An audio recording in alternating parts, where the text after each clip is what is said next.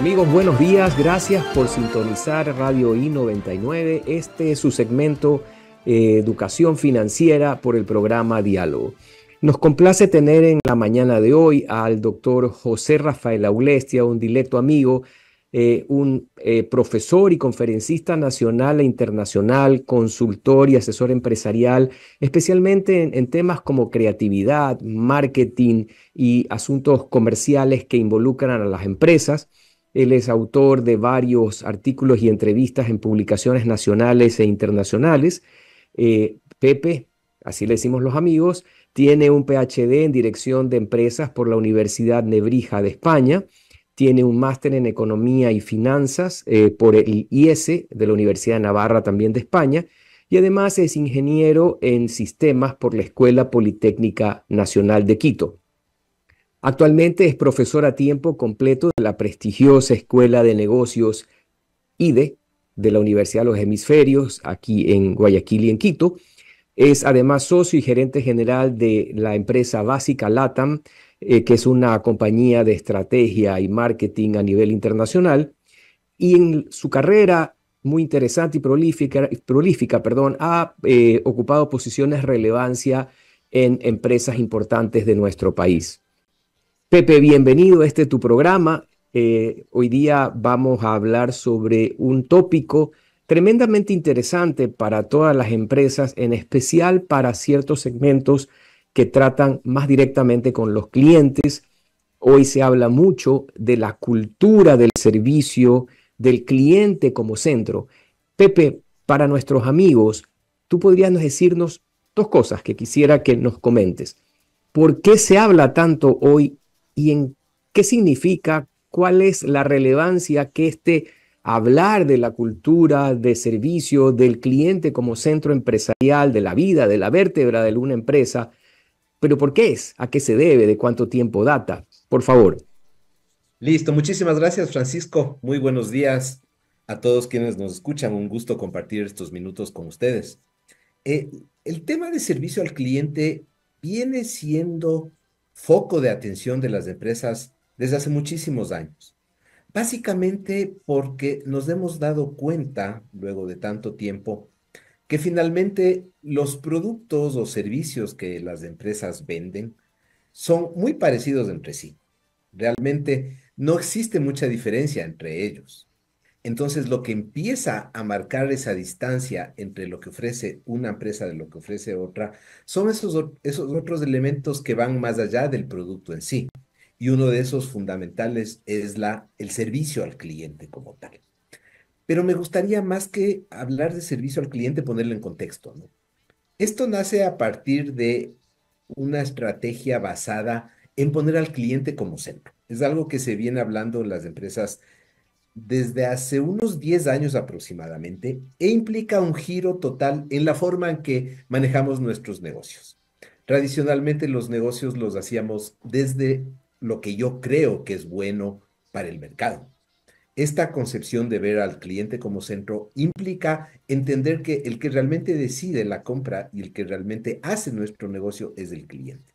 Entonces, nuestros modelos de negocio deben ir siempre en función de esos clientes. ¿Qué es lo que ellos quieren? ¿Qué es lo que ellos buscan? ¿Cómo nos perciben? Y finalmente, ¿qué es lo que están recibiendo con lo que nosotros les damos? Eso hace que ponga al cliente en el centro. De ahí, entonces, ya podemos hablar del servicio al cliente, que no es más que la ejecución de todos los procesos para llevar nuestros productos al cliente de una manera adecuada según lo que ellos necesitan o perciben. Subrayo esto, según lo que ellos necesitan o perciben. Y incluso eso hace que podamos hablar más allá del servicio al cliente. Empezamos a hablar de la experiencia del cliente como un todo, siendo el servicio una parte componente de esa experiencia del cliente, pero entendiendo que experiencia del cliente va incluso mucho más allá. Entonces, eso hace que nos veamos en la obligación de posiblemente retrabajar nuestros modelos de negocio, repensar nuestras estrategias, ver qué hacemos para simplemente quitarnos esa percepción del mercado en función de lo que yo hago, sino para moverlo en función de lo que el cliente necesita, quiere, percibe y recibe. Esto es fundamental, José, lo que has referido, porque un grave e inconsciente error que podemos cometer todos quienes estamos en la actividad empresarial es pensar desde el proceso interno, pensar en hacer las cosas bien desde el proceso interno, en que se cumplan con los controles, en que tengamos cuidado en los procesos.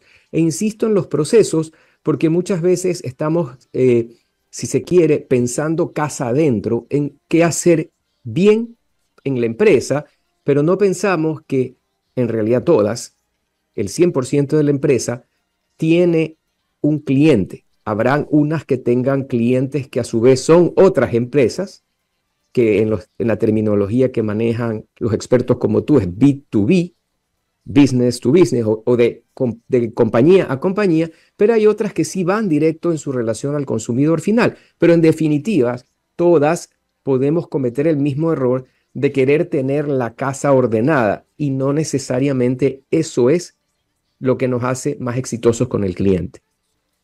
Es correcto, Francisco, lo que tú dices. Lamentablemente nos hemos acostumbrado a hablar de clientes como una entelequia, ¿no? Como una gran masa gris que está fuera de la empresa y que es la que monetiza y la que nos que genera ingresos. Y normalmente lo tenemos en una base de datos, tenemos los registros, las identificaciones de los clientes. Pero pocas veces no, nos ponemos a pensar que los clientes son personas de carne y hueso, sean individuales, como tú dices, del B2C, o sean a su vez parte de otras empresas del B2B. Entonces eso nos lleva a entender qué realmente buscan esas personas, pensando que son seres humanos. Entonces, como tal, tienen necesidades, motivaciones, temores, miedos, cosas que les gustan frente a lo que nosotros ofrecemos. Y ese tipo de variables posiblemente mueven la aguja de una manera que nos damos cuenta, que no nos damos cuenta.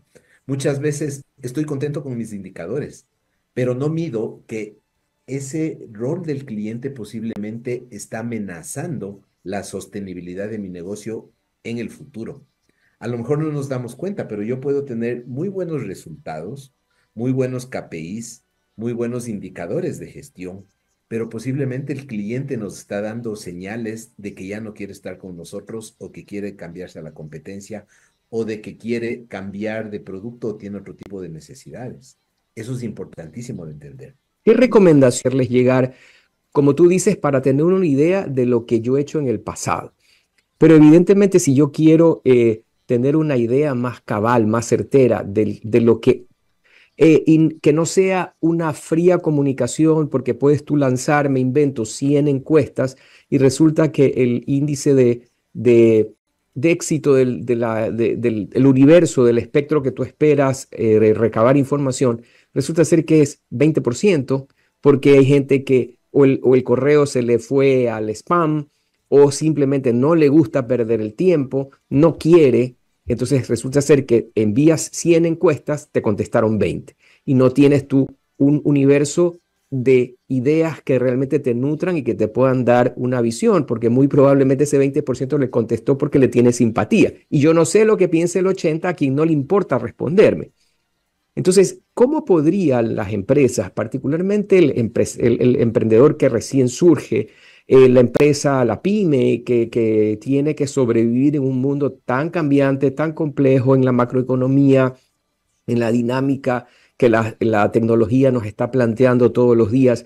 Tú dirías, ¿cómo yo sé qué es lo que el cliente quiere hoy? Es verdad que no es lo mismo que el que vende hamburguesas, que puede poner a, digamos así, una chica guapa a preguntarle a los clientes a lo que entran a hacer una encuesta de boca a boca, o una empresa que fabrica componentes, o una empresa que vende artículos de plástico a través de canales de distribución. En fin, yo sé que no es una pregunta fácil de responder, pero desde tu lógica y de tu experiencia, si yo fuera un empresario que recién arranco o manejo una pyme, ¿cómo yo podría tener inputs, feedbacks de mis clientes para saber estoy haciendo bien las cosas, vendo lo que ellos quieren? Posiblemente vendo lo que ellos quieren, pero lo empaqueto o lo entrego mal, y la comunicación conmigo no es buena. En fin, tú sabes mejor que yo esto. Claro, tú te estás finalmente refiriendo a todo el proceso de un marketing como tal. Ahí en el marketing tenemos que tener la idea clara de que el marketing no es solo vender, ni es solo comunicar, léase hacer publicidad, promociones, etcétera. El marketing como tal va mucho más allá. Es partir desde entender qué quieren esos clientes, hacer las investigaciones pertinentes, ahora me refiero a ello, definir realmente qué es lo que voy a dar y si luego ejecutar todas esas acciones para que vengan, me compren, conozcan el producto, se queden conmigo y fidelizarlos. Pero lo que yo te diría es, lo primero que hay que hacer es perder ese miedo a ver todos los temas relacionados con el marketing, llámese publicidad, investigación, etcétera, como gasto. Hay que tener claro que son inversiones. Son inversiones que posiblemente no se recuperan en 3 meses o en un año, sino que son inversiones que nos garantizan la sostenibilidad del negocio. ¿Por qué? Porque a medida que yo conozco más al cliente, hago buenas estrategias, estoy asegurando que mi empresa exista, siga vigente, que yo esté haciendo cosas acordes al mercado como tal. Y eso posiblemente no tiene precio. Ahora sí, hablemos un poquito de cómo hacer esa investigación de mercado. A veces yo les digo a muchos de mis clientes, amigos, colegas, les digo, miren, lo primero que tienen que hacer es salir a la calle, salir del escritorio y ver qué está pasando donde las papas queman, en el punto de venta, en la gestión comercial, acompañando a los vendedores. Luego tratar de canalizar y sintetizar toda esa información y ya me permite tener muchas ideas directamente de los clientes. No hay más problema ni algo más peligroso que son las suposiciones o presunciones que yo tengo frente a lo que sucede en el mercado. Luego, yo puedo generar otro tipo de metodologías de tipo cualitativo que me permiten alimentar esa información para tener ideas, subrayo esto, ideas de lo que está pasando en el mercado. Una investigación cualitativa, que existen muchos tipos de investigaciones, los típicos grupos focales, las de entrevistas en profundidad. Ahora es muy fuerte la investigación etnográfica y la investigación antropológica, que nos permite entender realmente las motivaciones de uso, de compra por parte de las personas. Y con eso yo ya puedo tener esas ideas. Luego posiblemente necesite esas ideas volverlos un número para entender porcentajes, frecuencias, montos, etcétera. Hay hecho mano de las investigaciones cuantitativas, que como tú bien dices, una de las herramientas importantes de la investigación cuantitativa es la encuesta. Una encuesta, al ser un instrumento cuantitativo, requiere de una muestra, niveles de confianza, porcentajes de error. Para eso necesito tener un número de personas que me respondan. Felizmente hay formas de hacerlo tratando de conseguir ese número. Hay muchos mecanismos, los especialistas en eso echan mano de muchas formas para conseguir esos resultados. Pero no quiere decir que un tipo de encuesta, si es que no funciona, ya cerramos la puerta y nos vamos. Como vemos, hay muchas formas de obtener esa información dependiendo del tipo de industria o sector. Un especialista les aconseja y les dice cuál es la mejor forma de hacerlo.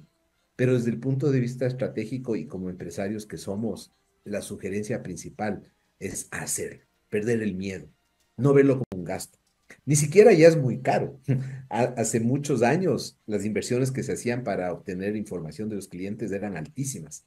Ahora se pueden conseguir información de mucho valor con pocas inversiones y echando mano de los mecanismos tecnológicos que ahora tenemos. Realmente tú estás en un tema apasionante, Sí, porque más allá de que tú puedes dar ideas concretas, que tú puedes, luego de la aplicación de esas sugerencias, ver cómo el universo de una empresa puede cambiar y que todo esto es una suerte de, lo podríamos comparar con un gran rompecabezas que busca que todas las piezas se engranen. Pero definitivamente, como y a esto quiero traer, me viene a la memoria un rompecabezas que armamos mi hija, mi esposa y yo en los primeros meses de la pandemia, que era con eran miles de piezas, pero en el centro estaba una taza de un capuchino, una muy linda foto, y oyéndote me acuerdo de ese rompecabezas, que en el centro de las miles de piezas estaba lo principal, que era la taza. En este caso, comparándolo con una empresa, el cliente es el que está en la mitad del rompecabezas. Y nosotros tenemos que, desde todos los ángulos, financiero, de servicio, investigativo, de mercado, el canal de comunicación telefónico, en fin, cada negocio tiene sus particularidades, pero en definitiva, si pudiésemos graficarlos, todos irían desde afuera hacia el centro, y en ese centro está el cliente. Pepe, muchísimas gracias por compartir con nosotros, con nuestra audiencia. Yo me quedo con ganas de seguir hablando. Tú sabes muy bien que en radio, televisión, los espacios son cortos, pero ojalá en los próximos meses, en el 2025, año del que ya estamos muy cerca, podamos tener nuevamente el gusto de contar con tu participación, ojalá en vivo, y que podamos traerle a nuestra audiencia que corresponde a un grupo muy interesado en estos temas, no solo de educación financiera, sino justamente de aspectos empresariales, de mercado de valores, de lo que está pasando en las dinámicas educativas, la comunicación, universidad, centros de producción, en fin. Queremos en este espacio justamente traer personas de alto nivel como tú, que puedan compartir su experiencia con nuestros amigos y que de alguna manera nosotros podamos contribuir con un granito de arena proveyendo nuevos conocimientos y experiencias. Gracias nuevamente, mi querido Pepe, por estar esta mañana con nosotros en I99, y a ustedes amigos, gracias por sintonizarnos y estar con nosotros todas las semanas. Un abrazo. Muchísimas gracias, Francisco. No, a ti, Pepe, muchísimas gracias.